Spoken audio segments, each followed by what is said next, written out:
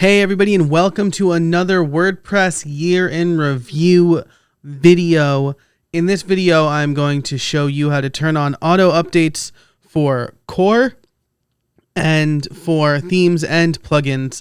Thanks so much to GoDaddy Pro and Nexus for sponsoring this whole series.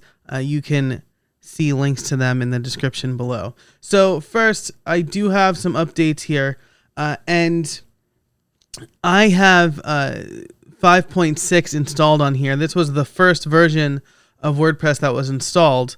And if you recall from the ebook, if you have read that yet, starting in 5.6, automatic updates will be turned on for each major version of WordPress.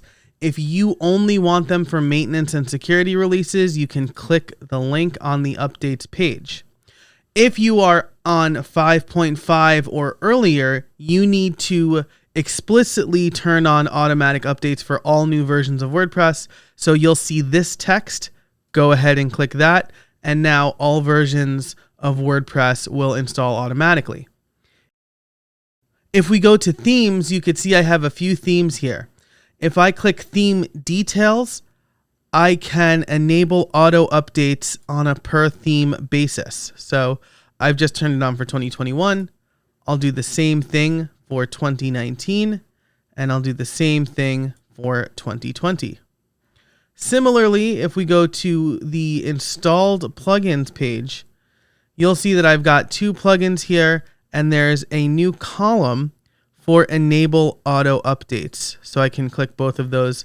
If I have a bunch that I want to enable auto updates for, I can click the checkbox here, and it's also available under bulk actions. So that's it. That's how you enable automatic updates for core, for themes, and for plugins.